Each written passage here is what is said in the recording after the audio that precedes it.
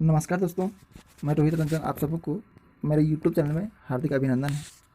दोस्तों, हम सब नदी तंत्र का सीरीज़ कर रहे थे, जिसमें से हम लोग विगत वीडियो में ये गंगा नदी तंत्र, सिंधु नदी तंत्र पर विस्तार पूर्वक हम लोग पढ़ चुका था। और ये आज का जो वीडियो है वो आप देख पा रहे होंगे कि ब्रह्मपुत्र नदी तंत्र के बारे में आज हम लोग पढ़ने वाले हैं। सिंधु नदी तंत्र और गंगा नदी तंत्र, ये जो वीडियो है इसका डिस्क्रिप्शन में लिंक दिया हुआ है, आप नहीं देखे होंगे तो देख सकते हैं। उसके बाद आज का जो वीडियो है वो ब्रह्मपुत्र नदी तंत्र के बारे में पढ़ने वाले हैं। और ये गंगा नदी तंत्र, सिंधु नदी तंत्र और ब्रह्मपुत्र नदी तंत्र जो है वो हिमालयी नदियां हैं, यानी हिमालय से निकलने वाली नदियां हैं। और हम लोग पूरे नदी तंत्र को दो श्रेणी में बांट करके करेंगे। पहला श्रेणी हो जाएगा हिमालयी नदी तंत्र और दूसरा हो जाएगा प्रायद्वीपीय भारत की नदियाँ। प्रायद्वीपीय भारत की नदियाँ, ये दो कैटेगरी में हम लोग बांट करके पूरे नदी तंत्र को हम लोग समझने वाले हैं। तो हिमालय की नदियाँ जो है सो उसका आज लास्ट वीडियो है, जो कि हम लोग ब्रह्मपुत्र नदी तंत्र के बारे में पढ़ने वाले हैं। तो आप पूरा वीडियो के अंत तक ध्यानपूर्वक बने रहें, निश्चित ही आपको सीखने को मिलेगा। 4 वीडियो रहेगा नदी का, जिसमें से कोई भी क्वेश्चन आपको बाहर नहीं जाएगा, विस्तार से बताया जा रहा है, पूरा लोकेशन सही अच्छा से बताया जा रहा है। चलिए देखते हैं ब्रह्मपुत्र नदी तंत्र के बारे में।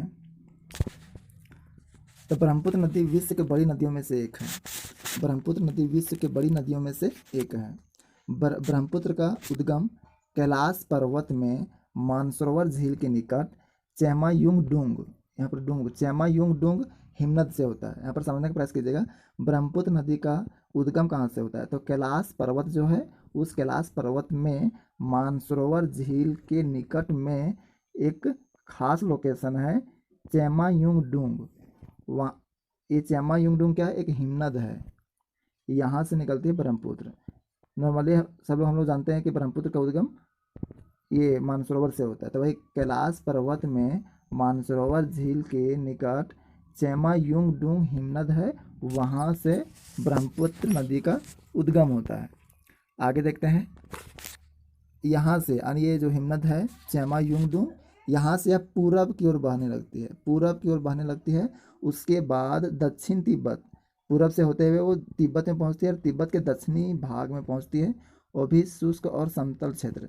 हम लोग को पता है कि तिब्बत जो है पहाड़ी इलाका है, तो वहाँ पर वो शुष्क इलाका है और वो समतल एरिया भी है। तो ये जो ब्रह्मपुत्र नदी है वो चेमायुंगडुंग से निकलती है मानसरोवर झील से और पूरब की ओर बहती है। अब पूरब से बहते हुए वो दक्षिण की ओर यानी तिब्बत के दक्षिण छोर पर चली जाती है, और वह दक्षिण तिब्बत के दक्षिण छोर शुष्क क्षेत्र है और समतल क्षेत्र है। वहाँ समतल क्षेत्र जो रहता है वो मैदान कहलाता है, और वहाँ पर वो 1200 किलोमीटर की दूरी तय करती है। और इस स्थान पर ब्रह्मपुत्र को सांगपो के नाम से जाना जाता है।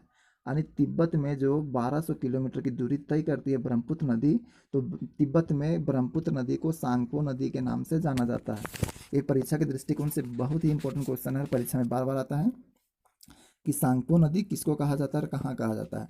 तो सांगपो नदी तिब्बत में बहती हुई ब्रह्मपुत्र नदी को सांगपो नदी कहा जाता है। आपको पूछेगा कि तिब्बत में कितना किलोमीटर ब्रह्मपुत्र नदी सफ़र करती है, तो 1200 किलोमीटर दूरी तय करती है। आगे देखते हैं, और ये सांगपो का अर्थ क्या हुआ, ये सांगपो का अर्थ होता है शोधक। आगे बात करते हैं, तिब्बत के रांगो सांगपो, तिब्बत के रांगो सांगपो के दाहिने तट पर एक प्रमुख सहायक नदी है। यानी ये जो सांगपो नदी था, सांगपो नदी वो तो ब्रह्मपुत्र नदी ही है, केवल उसका नाम स्थान के आधार पर यानी तिब्बत में सांगपो कह दिया गया ब्रह्मपुत्र नदी। अब बोलेंगे ब्रह्मपुत्र नदी तो वहाँ पर ब्रह्मपुत्र नहीं बोलेंगे, अगर तिब्बत का बात आएगा तो उसको ब्रह्मपुत्र ना बोल करके सांगपो बोलेंगे। तब बोलेंगे कि सांगपो नदी का एक प्रमुख सहायक नदी है और उसका नाम क्या है, रांगो सांगपो। रांगो सांगपो यानी जो ये रांगो सांगपो नदी है सो सांगपो नदी का सहायक नदी है। आगे बात करते हैं कि मध्य हिमालय में यानी हिमालय के बीच में मध्य हिमालय में नमचो बरवा श्रेणी है, पर्वत श्रृंखला एक यानी चोटी है, 7755 मीटर की ऊंची चोटी है।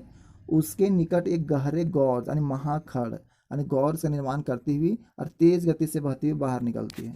अब देखिए तेज गति से कैसे बहती है, ये हिमालय है तो मध्य हिमालय से, अब हिमालय है तो ऊंची और ढलान तो रहेगा ही, तो यहाँ से तेजी गति से वो नीचे उतरती है। इतना मीटर ऊंचा है नमचो बरवा जो है, पर्वत श्रृंखला वो 7,755 मीटर की ऊंचाई से वहाँ से निकल रही है, तो तेज़ गति से नीचे तो गिरेगी ही, और जहाँ से निकलती है, जहाँ से बाहर वहाँ पर गॉर्ज का निर्माण करती है, यानी दो दो चोटी के बीच में काट करके रास्ता बनाती है, यहाँ पर गहरी घाटी का मतलब गहरा गॉर्ज बनाती है, महाखड़ का निर्माण करती है। आगे देखते हैं, हिमालय की गिरिपद में जब ब्रह्मपुत्र नदी नमचा भरवा से नीचे उतरती हुई मतलब आती है, तो स्वाभाविक है कि हिमालय के जड़ तक पहुँचेगी, हिमालय की गिरिपद में पहुँचेगी। तो गिरिपद में जब पहुँचती है तो यह शीशंग या तो दिसंग के नाम से निकलती है, यानी हिमालय के जब जड़ तक पहुँचती है ब्रह्मपुत्र नदी, तो उसका नाम बदल जाती है, उसका नाम होता है शीशंग या तो दिसंग। अलग अलग जगह पर ब्रह्मपुत्र नदी का नाम बदल रहा है, तिब्बत में सांगपो पड़ गया, और हिमालय के जब जड़ के पास गया, गिरिपद के पास गया, तो उसका नाम शीशंग या तो दिसंग नाम पड़ जाता है। आगे देखते हैं, अरुणाचल प्रदेश में सफिया कस्बे के पश्चिम में यह नदी भारत में प्रवेश करती है। बोलेंगे ब्रह्मपुत्र नदी कौन सा स्टेट में भारत में प्रवेश करती है, यानी भारत में कहाँ से घुसती है, तो अरुणाचल प्रदेश में ब्रह्मपुत्र नदी भारत में प्रवेश करती है। और इसका खास लोकेशन क्या है, किस जगह पर घुसती है यानी प्रवेश करती है, तो अरुणाचल प्रदेश में एक है सफिया कस्बा, सफिया कस्बा के पश्चिम में ये भारत में प्रवेश करती है ब्रह्मपुत्र नदी। अब दक्षिण पश्चिम दिशा में बहते हुए, अब दक्षिण पश्चिम की ओर अपना फेस करती है, और वो बहते हुए बाएं तट पर इसकी प्रमुख सहायक नदी, कुछ सहायक नदी इसमें मिलती है। कौन कौन सहायक नदी मिलती है, तो दिबांग या सिकांग, एक ही नाम है, दिबांग या सिकांग, और लोहित, दो नाम, एक लोहित या तो दिबांग या सिकांग, ये दो प्रमुख सहायक नदी है ब्रह्मपुत्र नदी का, याद रखना है। और इसके बाद यह नदी ब्रह्मपुत्र के नाम से जानी जाती है।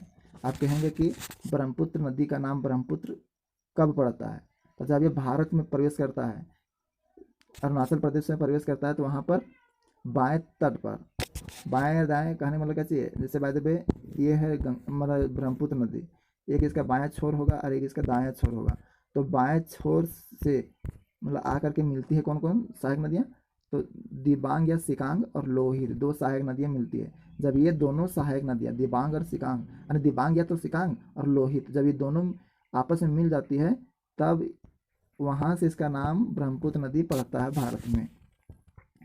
अरुणाचल प्रदेश से होते हुए अब देखिए कहाँ आती है ब्रह्मपुत्र नदी, असम में ब्रह्मपुत्र नदी 750 किलोमीटर की दूरी तय करती है। अरुणाचल प्रदेश से होते हुए ब्रह्मपुत्र नदी का नाम पड़ गया ब्रह्मपुत्र नदी, दिबांग या तो सिकांग और लोहित, दो जलधारा आपस में मिल गया और ब्रह्मपुत्र नदी बनाया। अब अरुणाचल प्रदेश से होते हुए असम पहुंच जाता है, और असम में 750 किलोमीटर की दूरी तय करती है, और इतनी दूरी में ढेर सारी सहायक नदियाँ ब्रह्मपुत्र में मिल जाती है, यानी असम में भी बहुत सारी छोटी छोटी सहायक नदियाँ किसमें, ब्रह्मपुत्र नदी में मिलती है। तो दो तरफ से मिल सकती है, और एक बाएं छोर से भी मिल सकती है और दाएं छोर से मिल सकती है। तो बात करते हैं पहले बाएं तट पर, बाएं तट में यानी असम में ब्रह्मपुत्र नदी के बाएं तट में कौन कौन नदी मिलती है, तो बूढ़ी दिहिंग और धनसरी, बूढ़ी दिहिंग और धनसरी दो सहायक नदी है, तो कहाँ, तो असम में, वो भी बाएं तट पर मिलती है। उसके बाद बात करते हैं दाएं तट की, तो दाएं तट में मिलने वाली प्रमुख नदियां हैं सबानसिरी, कामेग और मानस और संकोस, सबानसिरी, कामेग, मानस और संकोस, ये असम के यानी असम में ब्रह्मपुत्र नदी में मिलने वाली सहायक नदियां हैं। आगे देखते हैं, इसके बाद ब्रह्मपुत्र नदी बांग्लादेश में प्रवेश करती है, यानी तिब्बत से होते हुए हिमालय के गिरिपथ से होते हुए अरुणाचल प्रदेश में जाती है, अरुणाचल प्रदेश से होते हुए असम में जाती है, असम से होते हुए बांग्लादेश में प्रवेश करती है, और फिर दक्षिण दिशा में बहती है। बांग्लादेश इंपॉर्टेंट है, बांग्लादेश में जाती है, उसके बाद दक्षिण दिशा में बहने लगती है। और बांग्लादेश में एक नदी है तीस्ता नदी, वो वहाँ पर मिलती है, यानी बांग्लादेश में ब्रह्मपुत्र नदी में तीस्ता नदी मिल जाती है। हाँ, तो ये तीस्ता नदी बाएं छोर में मिलती है दाएं छोर में, तो ये दाहिने छोर पर मिलती है तीस्ता नदी, और ये तीस्ता नदी ब्रह्मपुत्र नदी में कहाँ मिला, तो बांग्लादेश में मिला। इसके बाद यह नदी यमुना नदी कहलाने लगती है। अलग अलग क्षेत्र में अलग अलग जगह पर ब्रह्मपुत्र नदी का नाम बदल रहा है। अब यहाँ पर देखते हैं कि जब तीस्ता नदी बांग्लादेश में ब्रह्मपुत्र नदी में मिल जाता है, तो वहाँ उसका नाम बदल जाता है, नाम पड़ जाता है ब्रह्मपुत्र नदी का जमुना नदी। अब ये जमुना नदी आगे बढ़ती है, और एक नदी है पद्मा, पद्मा के साथ में मिल जाती है, पद्मा के साथ में जब मिल गया उसके बाद वो अंतिम में बंगाल की खाड़ी में जाकर के गिरती है, जल विसर्जित होता है बंगाल की खाड़ी में। तो अभी याद रखना आपको, ब्रह्मपुत्र नदी कहाँ मिलती है, कहाँ गिरती है, तो बंगाल की खाड़ी में गिरती है। बांग्लादेश में क्या नाम है इसका, यानी बांग्लादेश में तीस्ता नदी के साथ में मिलती है तो इसका नाम जमुना पड़ जाता है। आगे देखते हैं ब्रह्मपुत्र नदी, इसका विशेषता है कि ब्रह्मपुत्र नदी में ज़्यादा बाढ़ आता है और ये ज़्यादा मार्ग परिवर्तन करता है और तटीय किनारा में ज़्यादा मिट्टी काट करके बहा देता है। इसका क्या कारण है, तो इसमें जो सहायक नदियां हैं, अधिकतर सहायक नदियां बड़ी है। ब्रह्मपुत्र नदी का जो सहायक नदियां हैं वो कैसी है, बड़ी है। इसकी वजह से, बड़ी होने की वजह से उसका जो ये द्रोणी होगा, अपवाद क्षेत्र होगा वो अधिक होगा, यानी ज़्यादा चौड़ा में पानी बहेगा, यानी अधिक जल उसमें धारण करेगा, तो बाढ़ आएगा, मार्ग बदल देगा और किनारे किनारे मिट्टी को काट करके आगे बढ़ेगी। जल संग्रहण क्षेत्रों में भारी वर्षा के कारण अत्यधिक अवसाद बहकर आ जाता है। जब इसमें ज़्यादा पानी जमा होगा, अलग बड़ी बड़ी सहायक नदियों का जल इसमें जमा होगा, तो वो जो नदी है वो जल आया, जितना जल रहेगा उतना मिट्टी काटेगा और वही मिट्टी सब इसमें आकर के जमा हो जाता है अवसाद के रूप में। तो ये था हमारा ब्रह्मपुत्र नदी। तो ये वीडियो ब्रह्मपुत्र नदी तंत्र यहीं पर ख़त्म होता है। तो यहाँ पर हम लोग नदी से संबंधित 3 वीडियो कर चुके हैं, एक एक सिंधु नदी तंत्र, गंगा नदी तंत्र, ब्रह्मपुत्र नदी तंत्र। ये तीनों क्या है, तो हिमालय की नदियाँ है। अब हम लोग यहाँ पर नेक्स्ट वीडियो में देखने वाले प्रायद्वीपीय भारत की नदी, ये बहुत इंपॉर्टेंट है, इसमें भी बहुत सारे महत्वपूर्ण नदी इसमें हैं और इसके बारे में हम लोग पढ़ने वाले हैं। और लास्ट वीडियो यही रहेगा, प्रायद्वीपीय भारत की नदियाँ। तो मैं, और हाँ, जिन्होंने सिंधु नदी तंत्र, गंगा नदी तंत्र का वीडियो नहीं देखे होंगे, डिस्क्रिप्शन में लिंक है, वहाँ पर जाकर के आप देख सकते हैं और नोट्स ज़रूर बना लीजिएगा, क्योंकि इसमें जो कंटेंट है बेहतर है, अच्छा है। चलिए इस वीडियो को यहीं पर समाप्त करते हैं। एक बार में समझ नहीं आया होगा तो आप दोबारा इस वीडियो को देख सकते हैं। धन्यवाद।